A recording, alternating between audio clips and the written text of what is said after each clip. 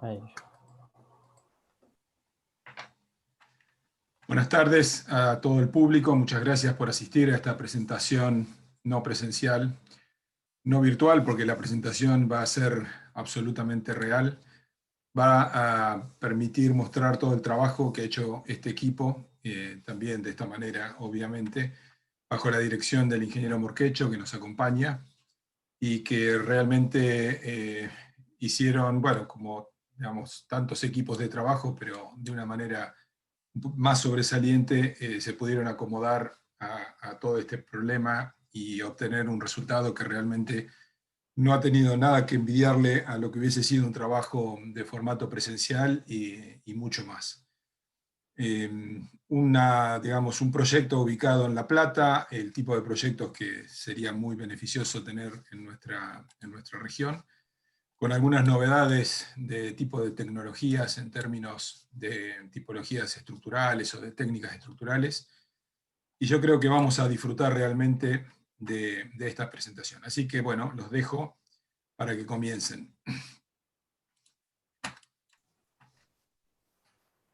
Bueno, buenas tardes a todos los presentes. Nosotros somos la comisión número 137 del proyecto final de carrera de la Facultad de Ingeniería Civil de la UNLP. Conformada por los integrantes que ven en pantalla: Bautista Azcárate, quien les habla, Tomás Amado, Alejandro Amande Mendieta, Homero Bigliardi, Federico Ferrara y Juan Cruz Pastor.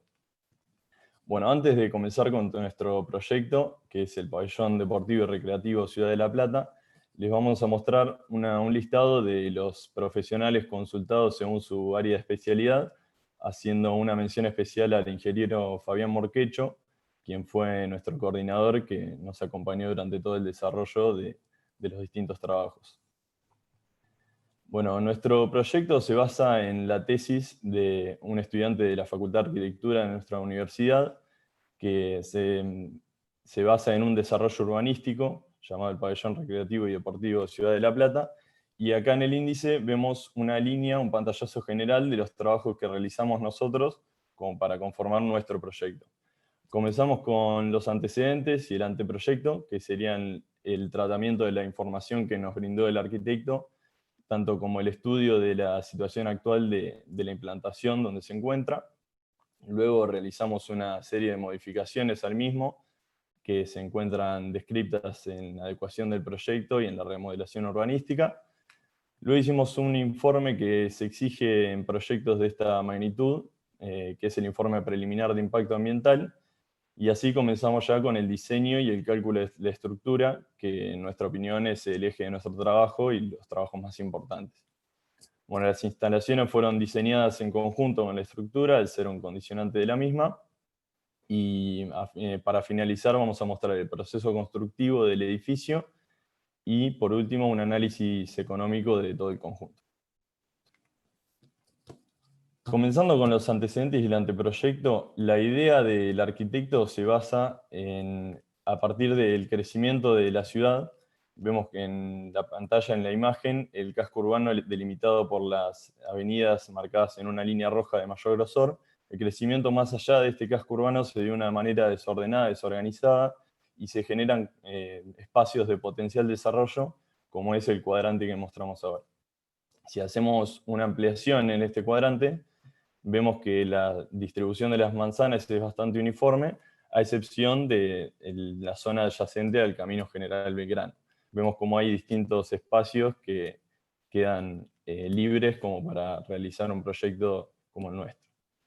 En nuestro caso, el pabellón recreativo y deportivo se encuentra en la manzana delimitada por las calles 516, 517, el Camino General Belgrano y la calle 18. Esta manzana, en la situación actual, es un predio, un espacio verde en desuso, sin construcciones, ni tampoco mucha vegetación, y tiene la particularidad de estar delimitada al suroeste por un desarrollo de viviendas particulares, que es una cuestión que vamos a ver cómo se adecúa en el siguiente trabajo, debido a la prolongación de la calle 17 entre 516 y 517.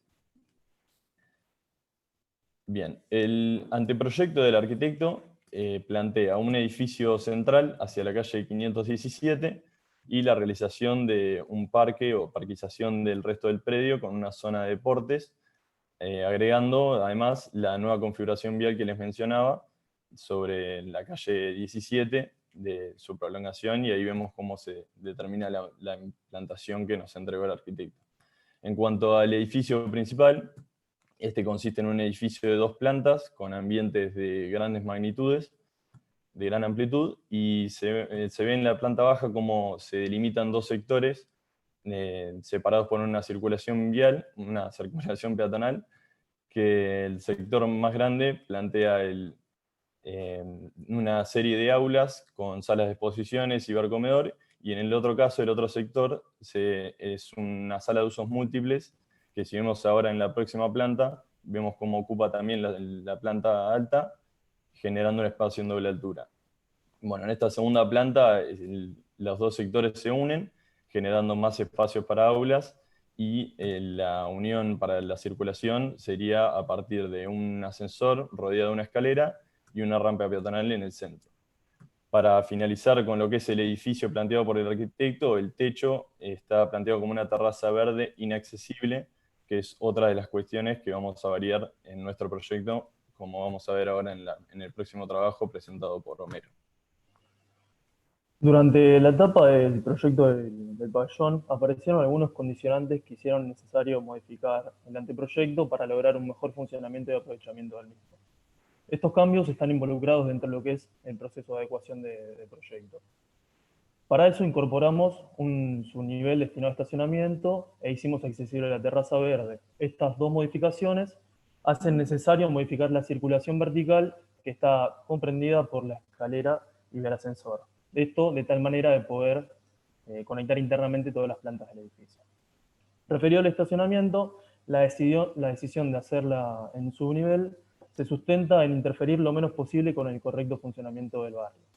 Una vez definido esto anterior, lo que hicimos fue calcular la cantidad máxima de concurrencia simultánea de personas que podía concurrir al predio, que es de 840 personas.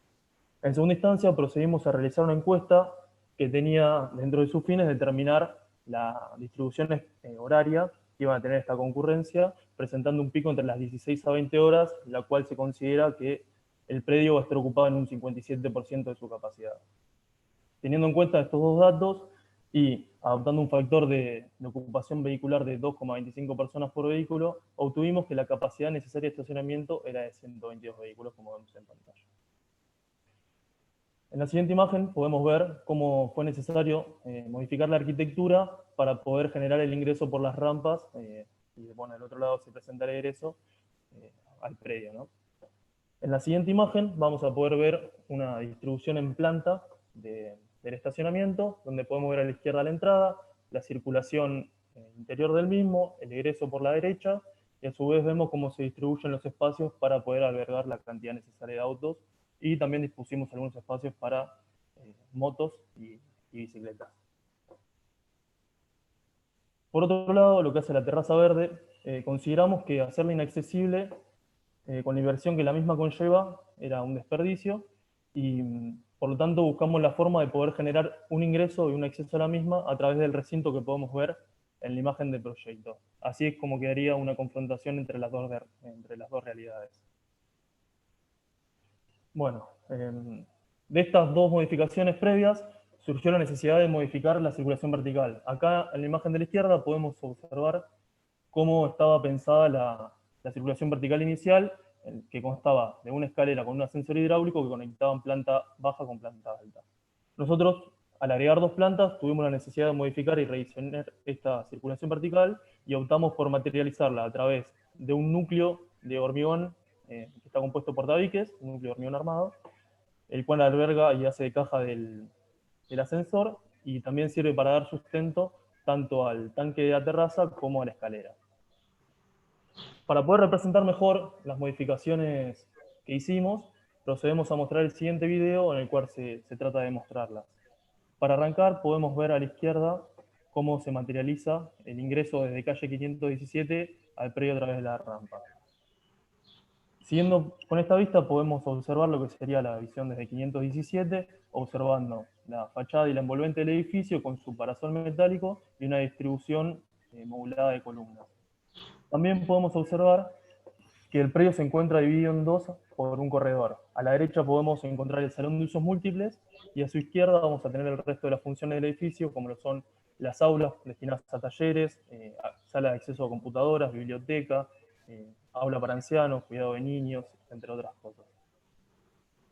Acá podemos ver cómo quedaría una distribución de la terraza, en la cual se puede ver cómo quedan los paneles solares dispuestos.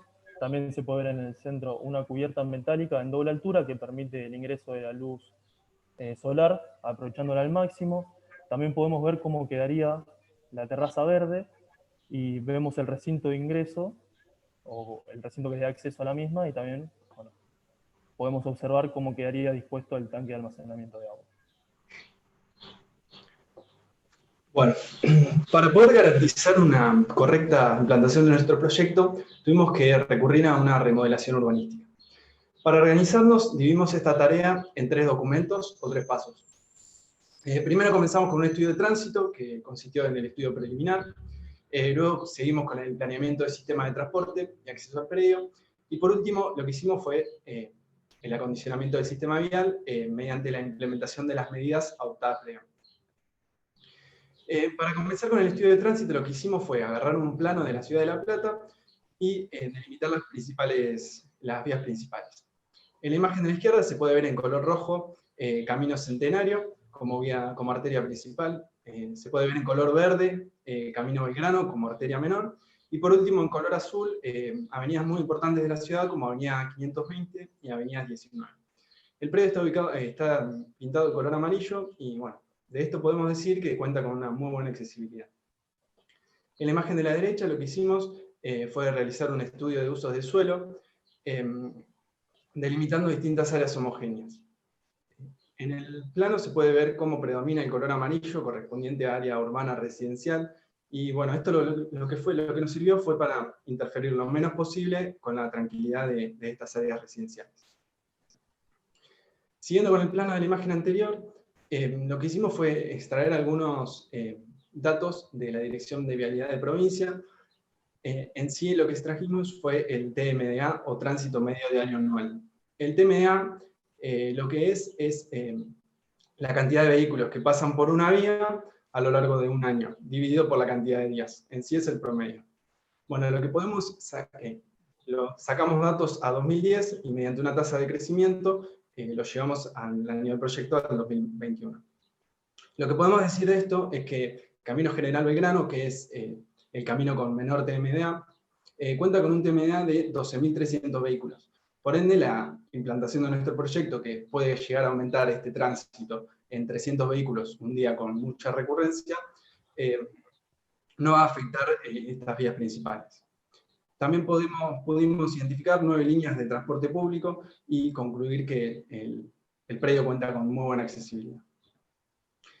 Para finalizar el estudio de tránsito, lo que hicimos fue un recorrido por las calles cercanas al predio.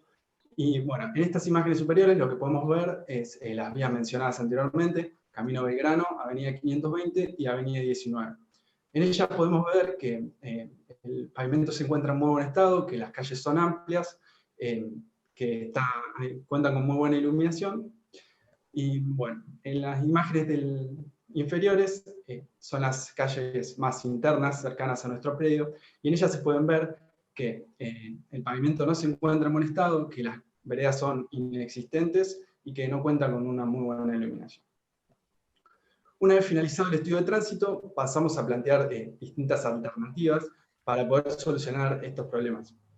En una primera propuesta, fue la propuesta planteada por el arquitecto en el proyecto original, consistía en hacer que 516, 517 y 17 sean doble mano. Esto lo que nos generaba era la necesidad de colocar 2 semáforos sobre Camino General Belgrano y así disminuir la fluidez del tránsito sobre el mismo. También nos generaba muchos puntos de conflicto sobre los cruces de 516 y 517. Bueno, en una segunda propuesta lo que hicimos fue plantear 516 y 517 con un único sentido de circulación, y plantear un acceso al estacionamiento subterráneo por estas dos calles mencionadas. Lo que esta medida no podíamos sacar los semáforos planteados sobre Camino General Belgrano, y además lo que querían era generar una vía en el medio de nuestro predio que podía interferir con la continuidad de los espacios verdes. Bueno, finalmente la tercera alternativa propuesta, que fue la que se terminó adoptando, se decidió mantener de la idea anterior el sentido único de las calles 516 y 517, pero eliminando en este caso el semáforo en la intersección de Camino General Belgrano y 516. Así la gente proveniente de La Plata debería escoger ir por Avenida 520 y luego tomar la calle 17, o por Avenida 19 y luego tomar la calle 517. Mientras que los provenientes de Citibel, Gonet o Villa Lisa deberán ir por Camino General Belgrano y luego tomar la calle 516. También se escogió poner acceso y egreso del estacionamiento sobre calle 517, eliminando del problema anterior que había que cruzar todo el predio para poder acceder al estacionamiento. Entonces, pensando en otros modos más ecológicos, también se le propuso a la municipalidad la construcción de una bicisenda que se conecte con la red actual. En el plano se puede ver en color azul la red existente y en color rosa o fucsia la red propuesta. Y bueno, en color turquesa la ubicación del pabellón. Esta bicisenda saldría de Plaza Escuena en 19 y 44, iría todo por 19 hasta Camino General Belgrano, y de ahí llegaría a la República de los Niños. Mientras que otro trayecto se desviaría en calle 514 para ir a la estación de Gonet. Lo que se busca es tener una buena conexión entre puntos de la ciudad que son muy concurridos generalmente, como el Estadio Único, clubes deportivos, la República de los Niños, la estación y bueno, el pabellón. Entonces, para garantizar un correcto acceso al predio, como se mencionó, se debía realizar la apertura de la calle 17 entre 516 y 517. Ahí en la imagen se puede ver en color bordeaux este tramo, que tiene 112 metros de longitud y un desnivel máximo de 2 metros de altura entre ambos extremos. Y en color blanco, las calles que se deben reacondicionar. Ahora hacemos un corte transversal de la calle y podemos ver que se diseñó mediante el método ASHTO 72 para pavimentos flexibles. Del mismo se obtuvieron los materiales y espesores de cada capa, que son los siguientes. En la capa más inferior, la subrasante, mejorada con cal de 20 centímetros, se utilizó un 4% de cal utilidad. Luego por encima la subbase de suelo local de 15 centímetros de espesor, con un suelo limoso tipo A4 y 8% de cal. Por encima la base de suelo cemento, con 8% de cemento, y siendo esta de 13 centímetros de espesor. Y por último la capa de rodamiento asfáltica, que se utilizó un ligante asfáltico AM3, y ahí tendrá 5 centímetros de espesor.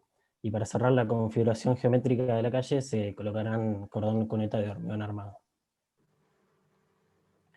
Bueno, como se mencionó, el resto de las calles, es decir, 516, 517 y el resto de 17, deben ser reacondicionadas.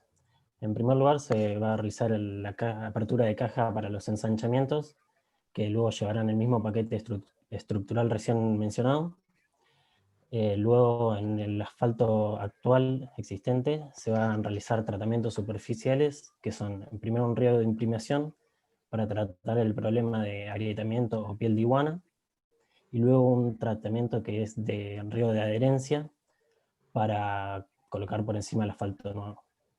Y como se vio, las veredas estaban en un mal estado, tenían zanjas a cielo abierto. Lo que se decidió fue colocar un entubamiento y luego ser rellenado con tierra, y en el caso de las veredas del pabellón se va a colocar unos baldosones de cemento liso.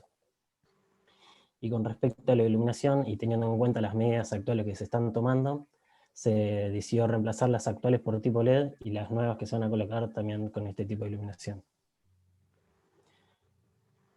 Y bueno, tornando con el sistema vial, voy a hablar de las rampas de acceso y de las dársenas de detención.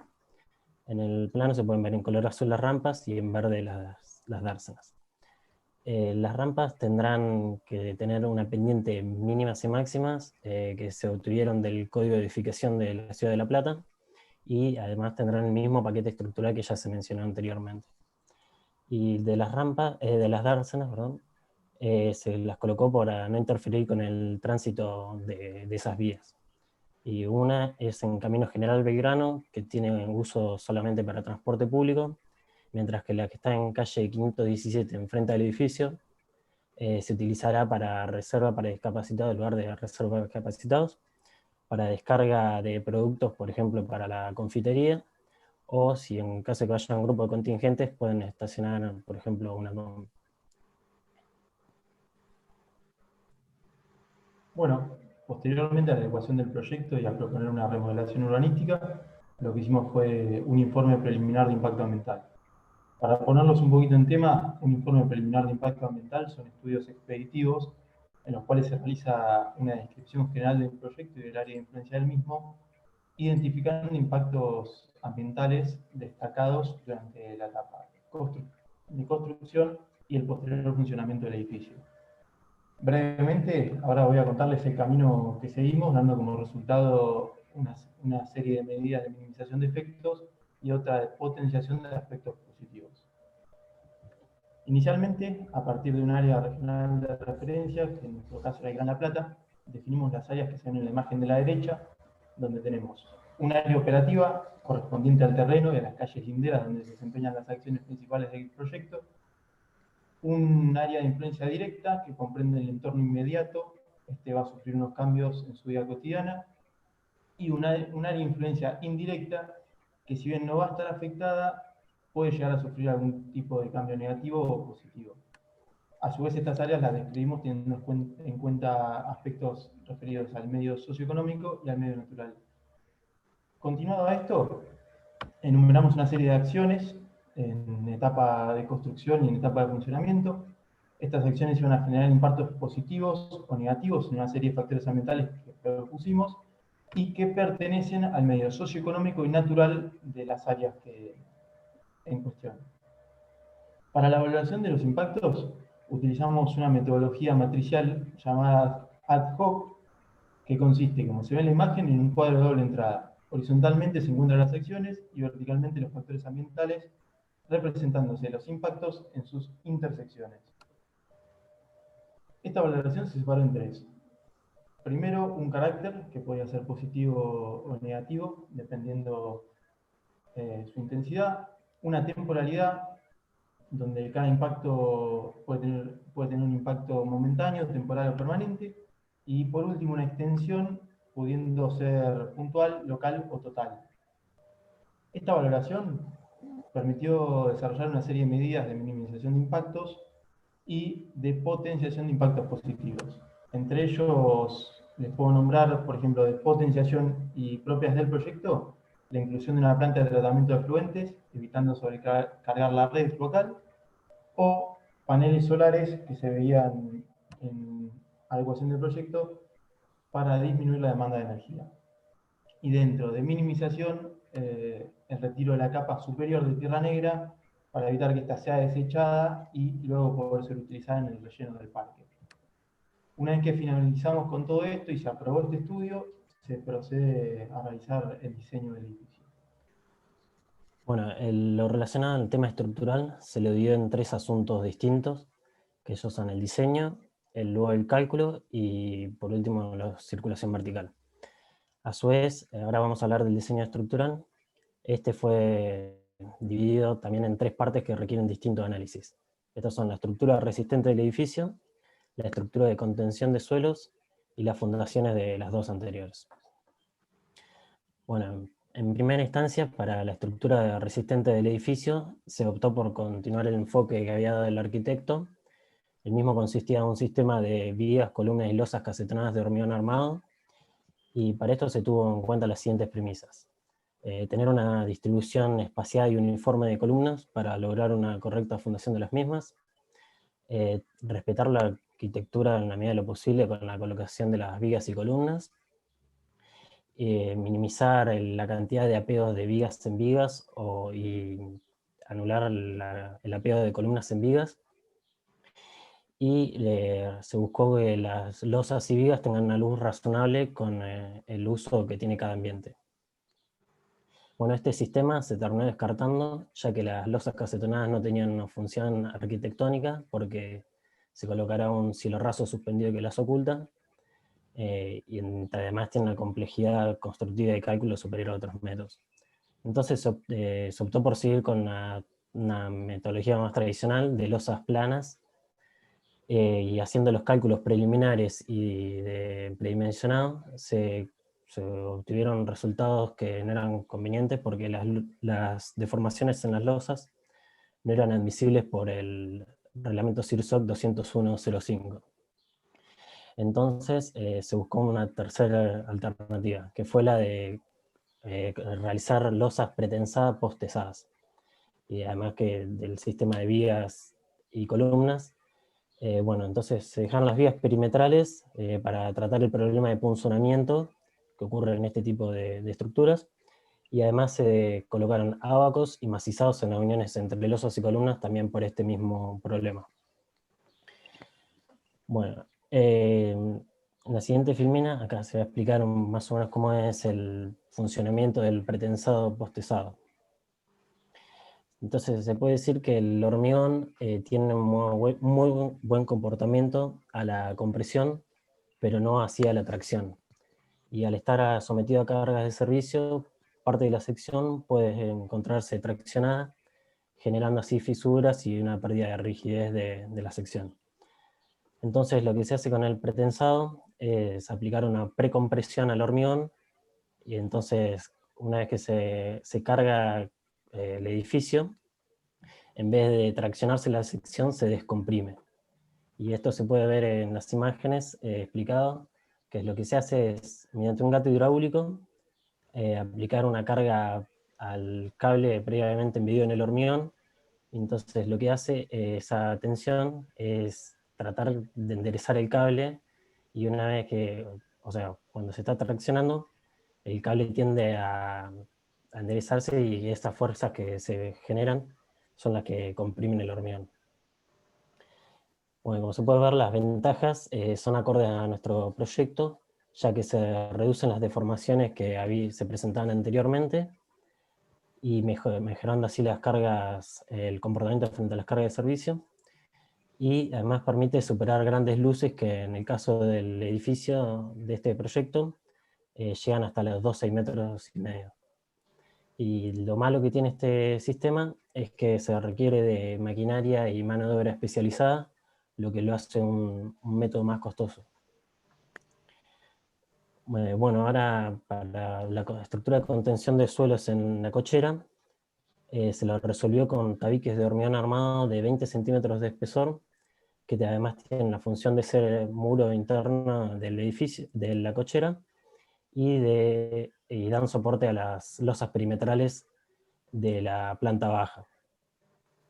Bueno, con esto se respetó también la modulación del edificio, dejando un vacío correspondiente al acceso y al ingreso al acceso y al ingreso, perdón, de la cochera.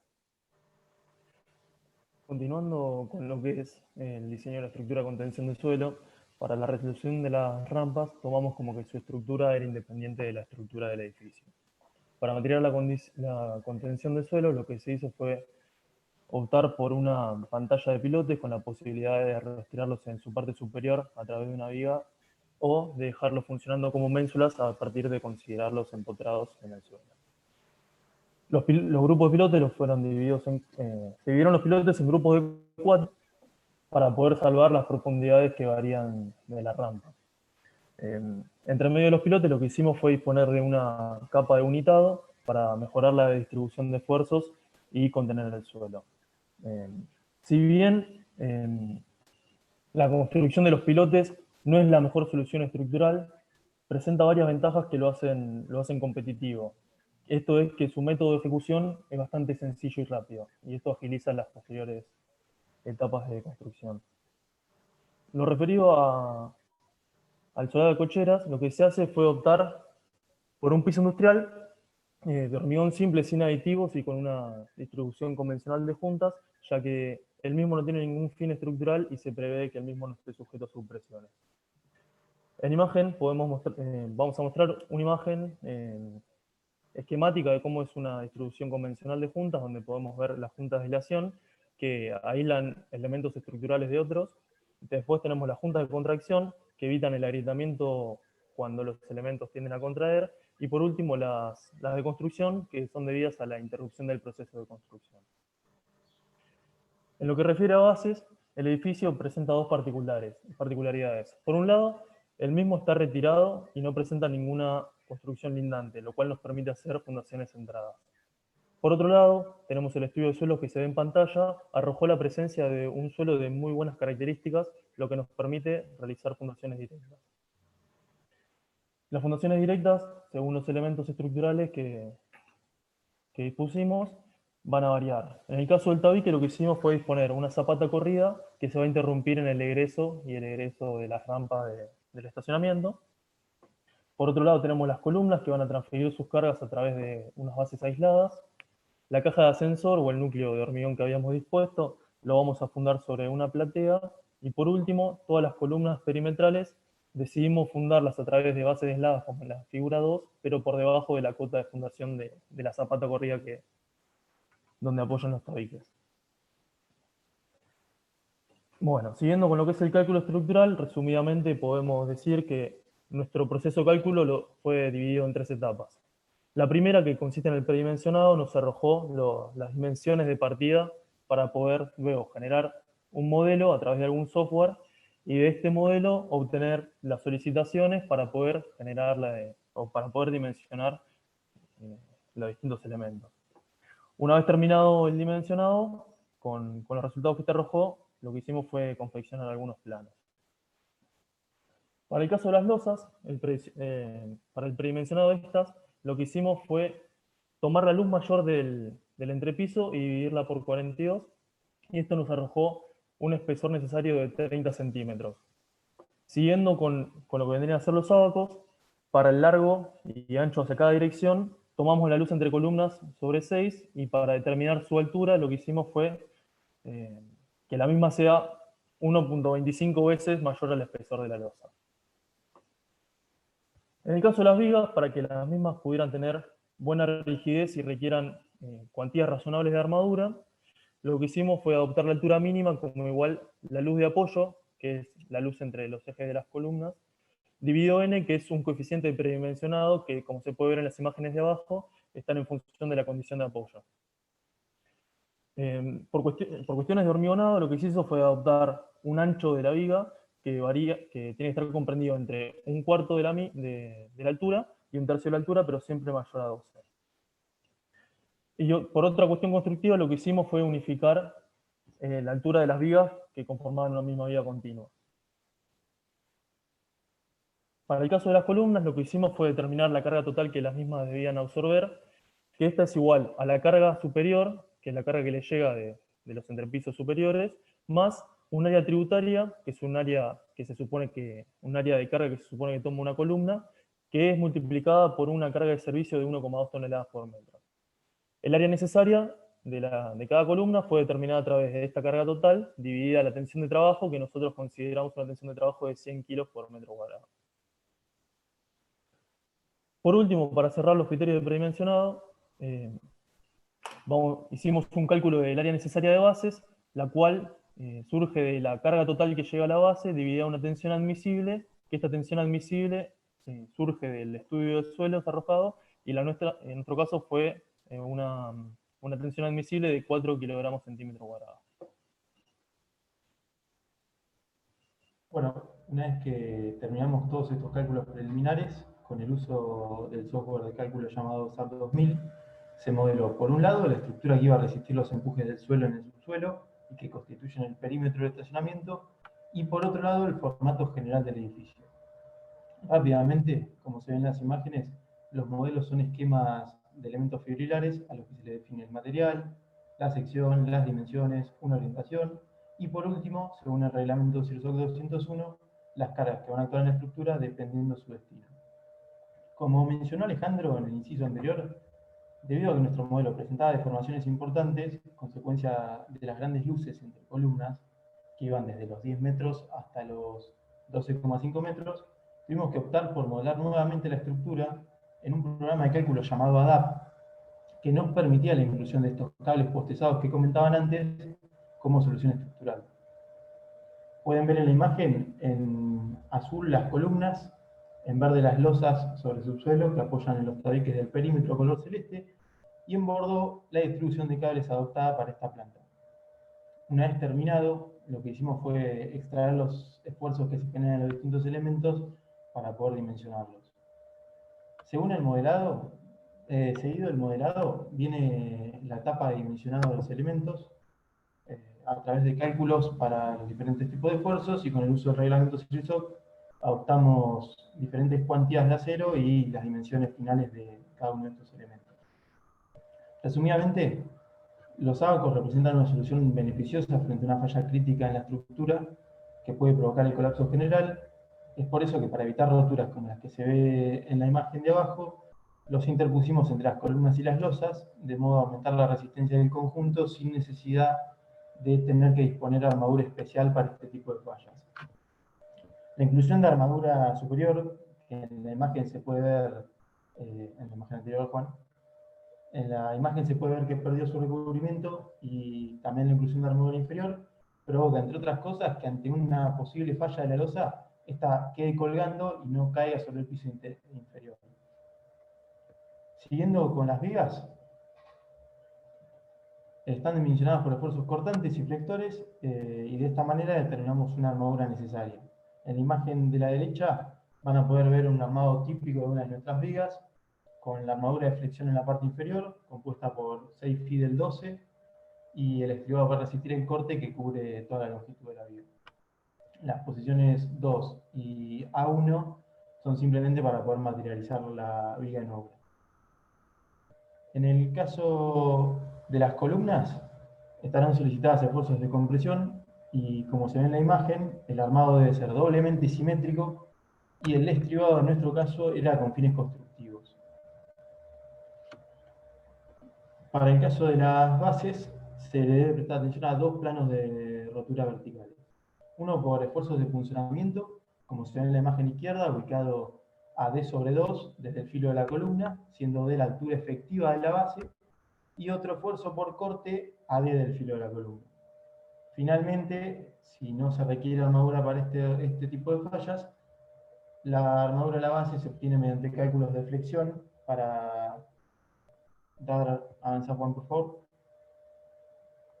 para dimensionar las posiciones 1 y 2.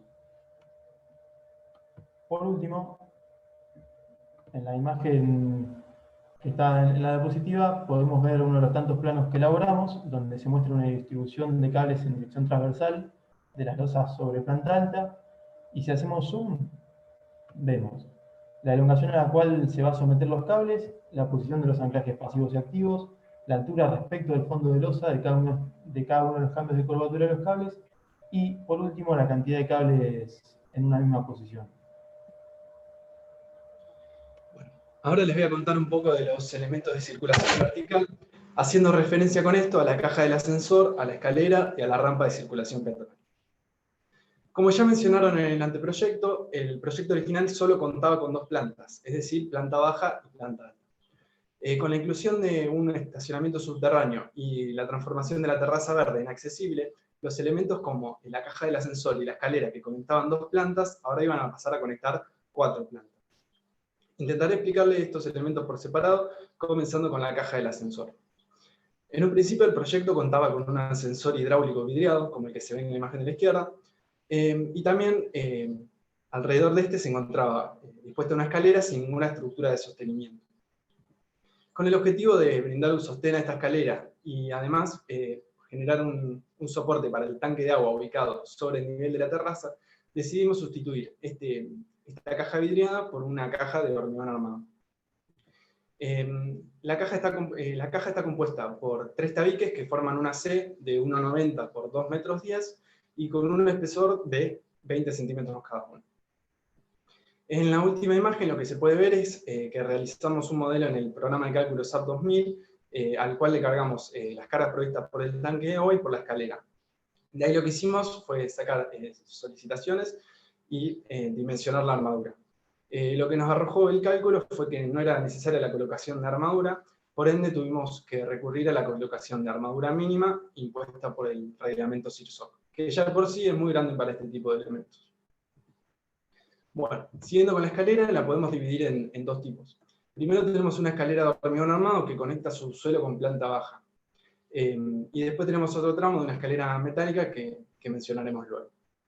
En cuanto a la escalera de hormigón armado, no presentó inconvenientes, ya que al estar ubicada en la planta del estacionamiento, no requería ningún fin estético particular.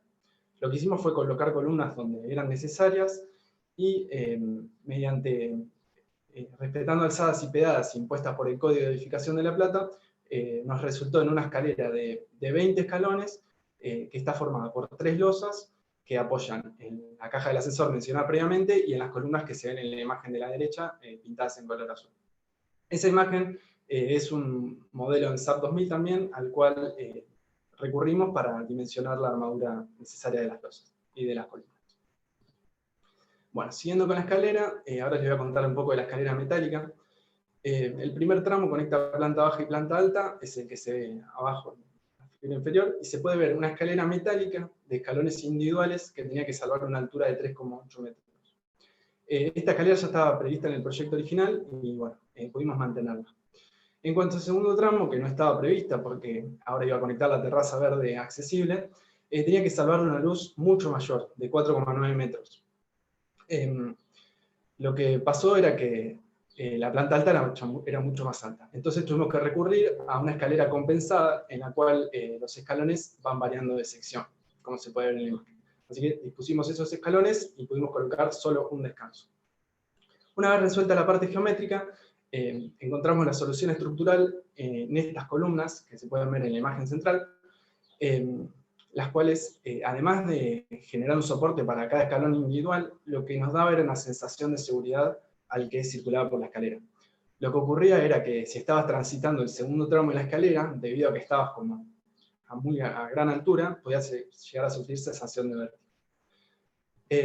Cuando nos pusimos a calcular estas columnas mediante el reglamento AISC para estructuras metálicas, lo que ocurrió era que estas columnas eran muy largas y de poca sección, es decir, muy esbeltas, y podían llegar a sufrir fenómenos de pandeo. Para solucionar esto, lo que hicimos fue, como se ve en la última imagen, colocar unos perfiles transversales que arriostran las columnas con las dos columnas de los costados. Esta solución, además de solucionarnos el fenómeno de pandeo, lo que nos permitió fue generar un apoyo a estos escalones.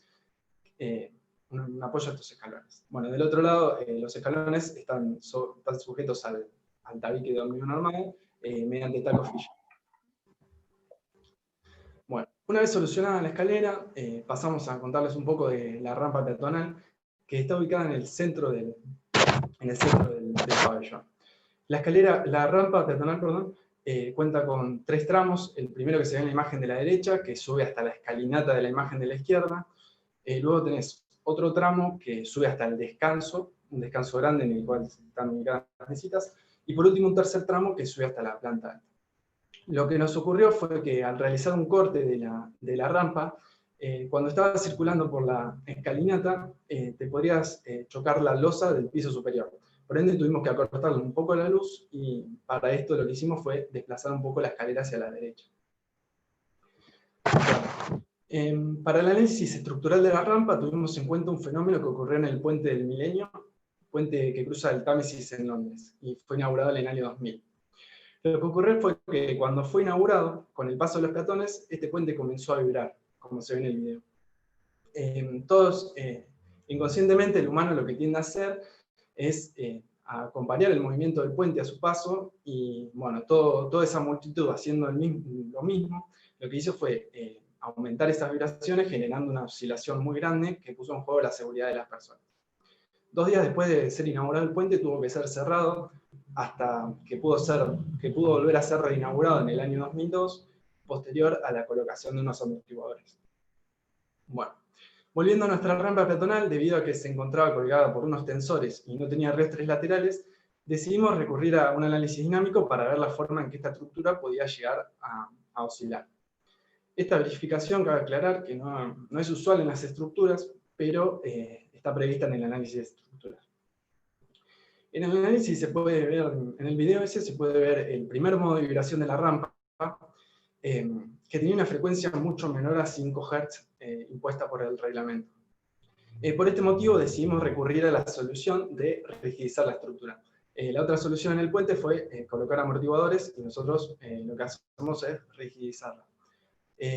Logramos esta rigidización mediante la colocación de algunas columnas, que se pueden ver ahí en el modelo, en el sentido de mayor inercia. Las columnas las colocamos con su eje de mayor inercia en el sentido del movimiento, y lo que tuvimos que hacer para poder garantizar esta rigidez y garantizar el empotramiento de las columnas fue atravesar la losa sobre sus suelos y llegar al nivel de fundación. Además de colocar estas columnas, que lo que hicimos fue disimularlas lo más posible por cuestiones arquitectónicas, tuvimos que colocar un arrastramiento lateral en el último tramo de la rampa.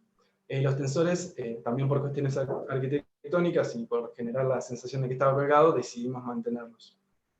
Bueno, cada elemento, ya sea en los tramos de las rampas, las escaleras o el descanso grande, fueron dimensionados también con el programa de cálculo SAP. Bien. Además del requisito resistente del edificio, el mismo debe ser funcional y las actividades que se prevén dentro del mismo deben poder desarrollarse normalmente. Para ello, deberemos contar con instalaciones, como son desagües pluviales, instalación eléctrica, paneles solares, instalación de seguridad contra incendio, desagües cloacales, provisión de agua fría y caliente y climatización. Bueno, ahora vamos a hacer un punteo general por cada una de ellas, recordando que para el diseño y cálculo de todas existe una reglamentación, norma o manual de aplicación que nos da idea de cómo hacerlo. Bueno, el desagüe pluvial es sencillo. Para la zona exterior, es decir, áreas deportivas y espacios verdes, el agua escurrirá por pendiente hacia canaletas con rejillones que luego serán conducidas por caños de lluvia hacia el cordón de vereda más próximo. Para lo que son las plantas de techo, las terrazas propias del edificio, el agua escurrirá por pendiente hacia embudos de lluvia que luego serán conducidos verticalmente por caños de lluvia y luego por conductales hacia el cordón de vereda. Para el caso particular de las cocheras que se encuentran a un nivel inferior del cordón de vereda, el agua que escurre por pendiente y captada por las canaletas es previamente enviada a un pozo de bombeo y luego ahí mediante bombas se envía al cordón de vereda, al nivel de cordón de vereda. Bueno, para la instalación eléctrica llegan 3 redes con distintos voltajes, una tensión trifásica de 380 volts que alimentará principalmente la sala de máquina con los motores de impulsión, el motor del ascensor. Bueno, ahí se ve el motor de la bomba de incendio, que es una bomba de 40 HP. Después tenemos la tensión normal de 220 volts, que va a alimentar la iluminación, los tomacorrientes de uso general en el edificio. Y por último, una red de muy baja tensión, menor a 50 volts, que alimenta artefactos como cámaras de seguridad, detectores de calor y humo pertenecientes a la instalación de seguridad contra incendio instalados en las cocheras y en todo el edificio. Otros artefactos como intercomunicadores y sistemas de audio. También se prevé, ante un inesperado corte de luz del suministro, un grupo electrógeno de 130 kVA, que bueno, con esa capacidad se alcanza a alimentar la demanda del edificio. Adicionalmente hay un grupo electrógeno exclusivo para esta bomba de 40 HP, pues tiene una demanda energética muy grande. Bueno, continuando con las obras de sustentabilidad, la terraza verde, ahí al costado se instalaron paneles solares, cuyo funcionamiento es sencillo, no es muy complejo. Los paneles reciben la luz solar, la transforman en energía eléctrica, las almacenan en las baterías que ahí vemos, y de ahí son conducidas, en nuestro caso, hacia el exterior, pues decidimos alimentar las farolas de los espacios verdes mediante este tipo de sistema. Bueno, continuando con las instalaciones, la instalación cloacal tiene la particularidad de tener una planta de tratamiento de efluentes con una capacidad para 500 personas que un poco acompaña el lineamiento ambiental impuesto en etapa de anteproyecto. A su vez, nuestra intención con esto fue convertir el proyecto en un ejemplo en la zona, motivando a que este tipo de soluciones empiecen a ser más frecuentes en las casas. Cabe mencionar que toda la instalación cloacal del edificio va a descargar en esta planta y tiene la posibilidad de ser vertido en el arroyo El Gato, que se encuentra a 2 cuadras, con el agua totalmente tratada. Pasando a la instalación de agua fría y caliente, me voy a enfocar en el volumen de agua que deberá tener el tanque de reserva del edificio. Es importante definir esto tempranamente, ya que el mismo va a incrementar en gran medida las fuerzas actuantes en la estructura, que van a tener que ser tenidas en cuenta durante el cálculo estructural que mencionamos anteriormente. Debido a que la presión de agua en la zona era insuficiente para alimentar directamente el tanque, decidimos colocar una cisterna conectada a la red y ubicada en el estacionamiento subterráneo, como se ve en la imagen, abajo a la izquierda, para poder abastecer el tanque de reserva a través de bombeo. Además, esta variante genera una disminución en el volumen mínimo del tanque de reserva, lo que disminuye su tamaño y por ende el peso que deberá soportar la estructura resistente. La capacidad de estos tanques está compuesta por una reserva para uso sanitario, que depende de la cantidad de artefactos, y otra reserva para incendio, que depende principalmente de la superficie del edificio y del riesgo del mismo. Finalmente, con todo esto, llegamos a que la cisterna debe tener una capacidad de 15.000 litros y el tanque de reserva de 22.000 litros. Bueno, la instalación de climatización es un tanto particular. Si tenemos en cuenta que la percepción de la comodidad térmica es subjetiva y que depende además de la actividad que uno está realizando, de la vestimenta que lleva puesta, los valores óptimos para poder obtener un dimensionado de la instalación salen a partir de determinaciones estadísticas, siendo entre 19 y 20 grados y 50% de humedad los valores óptimos. ¿Cómo soluciona esto? Adoptamos un sistema de climatización BRB, que es un tipo de sistema de aire acondicionado central multi-split, que está compuesto por unidades exteriores y por unidades interiores que son independientes en cada uno de los ambientes. Para poder determinar la composición del sistema, lo que hicimos fue un balance térmico en cada uno de los ambientes, tomando a julio como el mes más frío, con 5 grados y una temperatura de confort de 20 grados, y calculando las pérdidas de calor, y asimismo tomando enero como el mes más caluroso, con 29 grados y una temperatura de confort de 24 grados, calculamos las ganancias de calor. De esta manera, estábamos en condiciones de poder determinar la capacidad de las unidades exteriores e interiores, y como se ve en esta última imagen, poder realizar un plano con la ubicación de cada una de las unidades interiores con sus respectivas cañerías.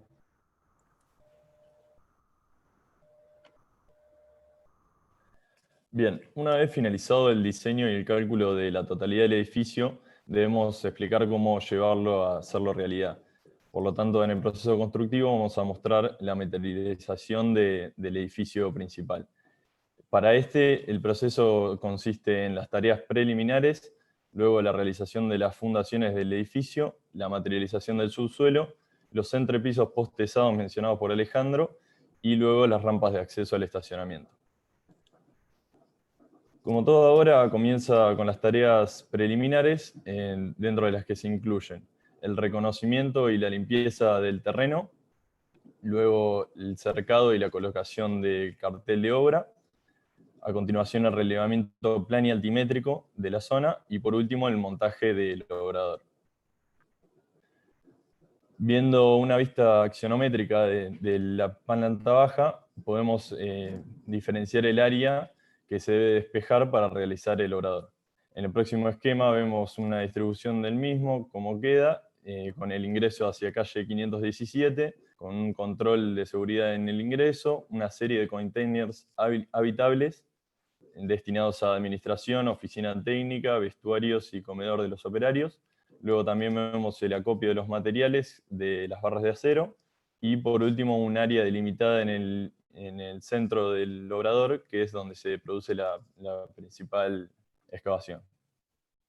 En el próximo video vemos una serie de pasos que comienza con esta excavación de 3,6 metros de profundidad, dejando una rampa de suelo con una pendiente determinada para el ingreso de maquinaria pesada y equipos. Luego se realiza la excavación de las fundaciones de la estructura y la zapata corrida. Si hacemos un acercamiento, vemos los siguientes pasos, que consisten en la colocación de la armadura de las bases aisladas, dejando una cierta cantidad de armadura para futuro empalme de las columnas. Estos huecos se hormigonan, utilizando como encofrado, en este caso, el suelo. Una vez que endurece, podemos colocar la armadura correspondiente a las zapatas corridas y los elementos estructurales, tabiques y columnas, y luego se hormigona la zapata corrida.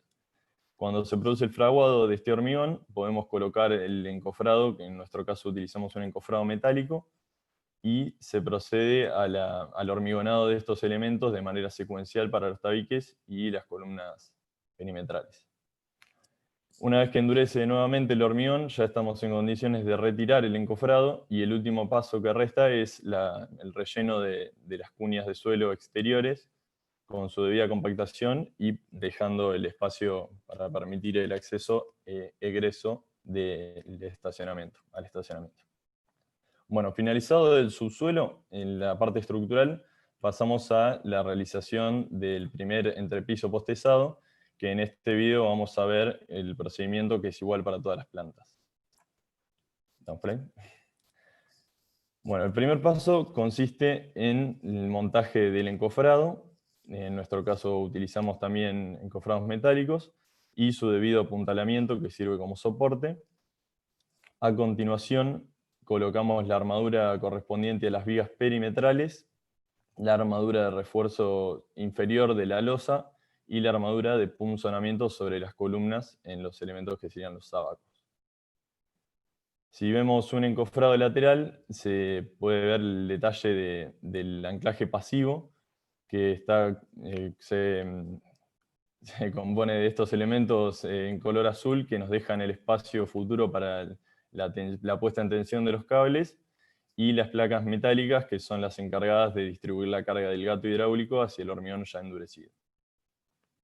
Bueno, los cables que vemos en pantalla vienen de fábrica dentro de vainas plásticas inyectadas con grasa, con el objetivo de minimizar las pérdidas friccionales, y la distribución de los cables es en una dirección sobre las franjas de columna y sobre la otra dirección distribuidas uniformemente. Una vez que se le da la forma a los cables, se coloca el refuerzo superior de la losa, y ya con esta armadura colocada se termina la jaula y ya se está en condiciones de verter el hormigón. En nuestro caso, para el hormigonado, utilizamos la metodología de hormigón por bombeo. Bien, una vez finalizado el hormigonado del elemento estructural, vemos cómo queda una vez endurecido, con el remanente de los cables, y se retiran los elementos que nos dejan el espacio para realizar el tesado, mientras que las placas metálicas que distribuyen la carga quedan embebidas dentro del elemento. Bueno, el espacio generado se limpia y posteriormente se colocan las cuñas partidas, las cuales tienen una configuración dentada en su interior para permitir disminuir las pérdidas que se producen por corrimientos de anclaje.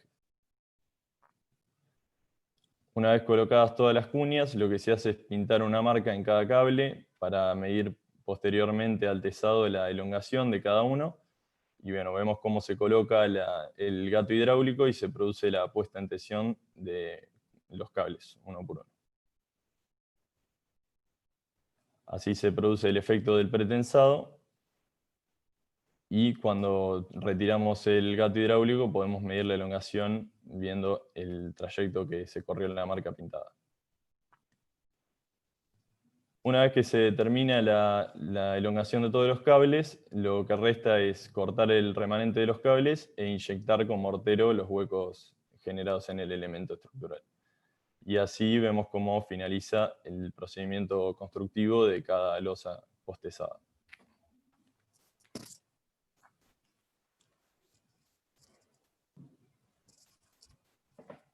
Perfecto. Bueno, una vez que se termina el entrepiso postezado que separa el subsuelo con la planta baja, estamos en condiciones de realizar las rampas de acceso al estacionamiento. Vemos en esta planta baja hacia los extremos las dos rampas, y si pasamos a un detalle de una, podemos ver una serie de pilotes que ocupan todo el perímetro de la misma.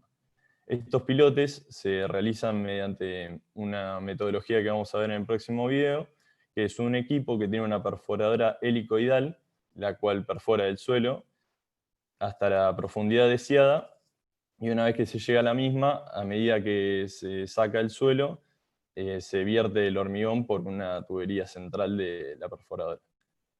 Con el hueco ya completo de hormigón podemos colocar la armadura, y una vez que endurece el mortero, se puede comenzar con la excavación de la zona delimitada por los pilotes. Bueno, el producto final es lo que vemos en pantalla, y lo que faltaría para realizar las rampas de acceso sería el unitado del suelo entre pilotes mediante hormigón proyectado, como vemos en las imágenes de los costados, quedando los pilotes, como se ve en la imagen central, hacia la derecha. Y con esto damos finalizado los trabajos más importantes para la confección del edificio principal.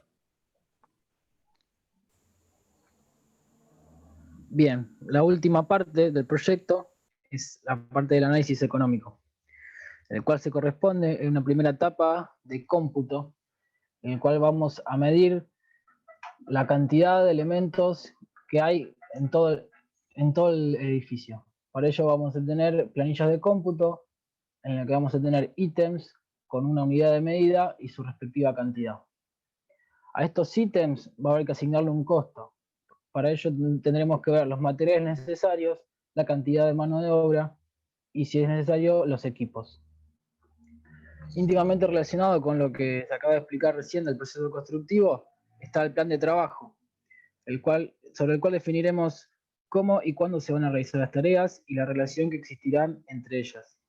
Tenemos un gráfico de salida muy útil, conocido como diagrama de Gantt, en el que se ve la evolución de todas las tareas en el tiempo y la relación que hay entre ellas. También tendremos otro gráfico de salida que se llama curva de inversión, que veremos al final. Bien, la sumatoria de todos los ítems, del costo de todos los ítems, se llama costo-costo, y se ve ahí en la figura que el mayor porcentaje de incidencia se lo lleva a la estructura de hormigón pretensado, pues incluye elementos como losas, que son de gran magnitud, y los cables de pretensado, que son costosos. En una segunda instancia se encuentra la estructura de hormigón armado, la obra vial urbana, y bueno, debido a que es un edificio con grandes luces, grandes extensiones cubiertas por cielorrasos, y toda su envolvente es de carpintería vidriada, los ítems de carpinterías y cielorrasos también tienen un porcentaje de incidencia considerable. Otros gastos a tener en cuenta se consideran gastos generales, que generalmente se expresan como porcentaje del costo-costo, pero también se calculan. En este se incluyen gastos de pólizas y seguros, personal de supervisión, vigilancia, administración, elementos de seguridad para los trabajadores, viáticos, bueno, gastos de comunicación, entre otros. Y por último se tienen en cuenta otros gastos que son los honorarios profesionales. Como nosotros suponemos que la obra es realizada por la municipalidad, es decir, que la etapa de proyecto y dirección es financiada por la municipalidad con su personal, los honorarios se corresponderán con la representación técnica de las empresas constructoras intervinientes. El Colegio de Ingenieros, que es quien fija los montos de los honorarios, nos obliga a dividir la obra en obra de arquitectura, correspondiente con todo lo que es la construcción del edificio, y obra vial, que es exclusivamente la obra de reacondicionamiento de calles. Bueno, llegamos a un total de honorarios de 7.200.000 aproximadamente.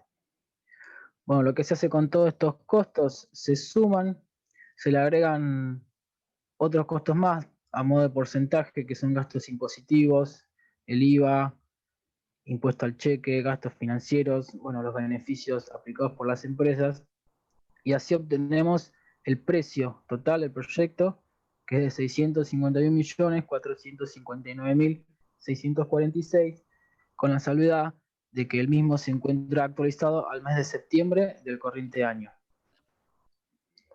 Bien, una vez definido el precio, pasamos al plan de trabajo, es decir, cómo vamos a realizar la obra.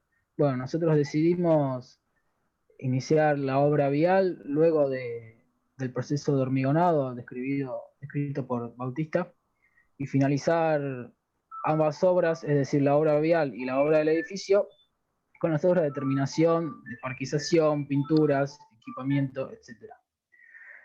En fin, todo esto nos da un total de 742 días, iniciando el 2 de noviembre del corriente año y terminando el 14 de noviembre del año 2022.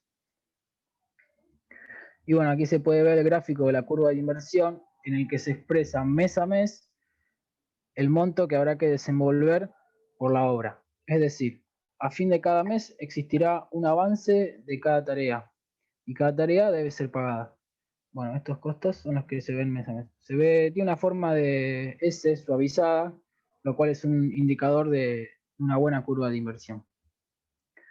Y bueno, a modo de conclusión, nos pareció poner lo que puede llegar a ser el cartel de obra, en el cual se titula la obra a construir, se pone su ubicación, la fecha de inicio, bueno, cuánto va a durar y cuánto va a salir. Con esto damos por finalizada la presentación y agradecemos, como en un principio, tanto al coordinador como al titular de la cátedra y a todos los que nos ayudaron y acompañaron en este proceso. Bueno, muchas gracias a todos por hacerse un rato para ver la exposición. Es un trabajo que estuvimos desarrollando los últimos 7 meses. Espero que les haya gustado. Y personalmente quiero felicitar a Ale, a Juan y a Ome, que se reciben hoy. Con ellos y con Bato compartimos muchas cosas los últimos 5 años. Y como les decía a los chicos ayer, hoy es el mañana por el que tanto nos preocupamos ayer. Muchas gracias. Bueno, gracias. Bueno, felicitaciones, una muy buena presentación, muy representativa de lo que fue el trabajo. Así que, bueno, ahora vamos a habilitar los micrófonos, pueden habilitar los micrófonos y darles un fuerte abrazo, en particular a quienes te están recibiendo, pero a todo el equipo en general. ¡Vamos! ¡Felicitaciones! Bravo para todos. Tremendo trabajo. Chicos. ¡Que corre! ¡Qué pedazo de presentación! Bien. Grande Juan. Grande Ome. Vamos, Cabe. Vamos, Ome. Bravo, Juan Cruz. Felicitaciones. Vamos. Vamos, Juan Cruz. Homero crack, tenés la 10 en la espalda. Tenés que correr la pantalla y poner, entrar el video con video. Felicitaciones, Juan. Grupo. Felicitaciones. ¡Bien, Alejandro! Bien, Homero. Un placer. ¡Alejandro! Gracias, loco. Estamos acá, la buena vaso. Ale, desde Comodoro Rivadavia. Ya le digo unas palabras, por favor. Felicitaciones. Pato, vos también, felicitaciones. Ahí está Viviana. Que hable Ale. Muchas gracias, gente, muchas gracias. Muchas gracias a todos. Opi, no te veo. Felicitaciones a todos. Muchas gracias a todos por estar. Yo que lo tuve que bancar con milanesas a todos, chicos. A ver qué van a pagar ahora. Alejandro, bien Alejo. Saludos en Capi, Bato. Alejo. Tenemos fiesta, Ale. Felicitaciones, chicos. Dale, Juan. Gracias. Bautista, excelente lo tuyo. Bien, Lili. Felicitaciones a los papis. Ya era hora, querido, ¿eh?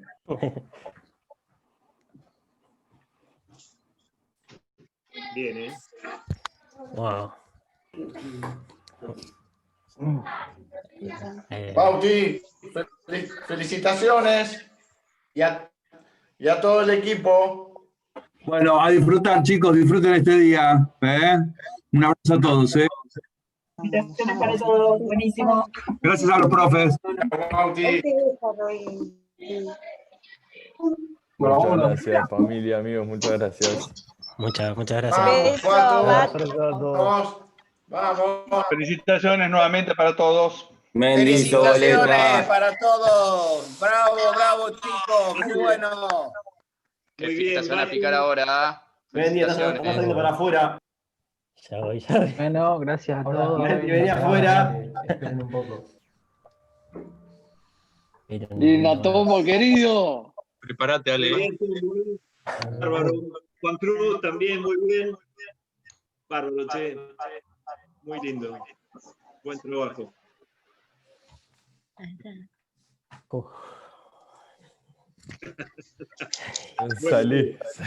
Salí de tu casa. No, yo me quedaba dentro de casa. Ahí vamos, Ale, salimos todos para allá. Alejandro, salí.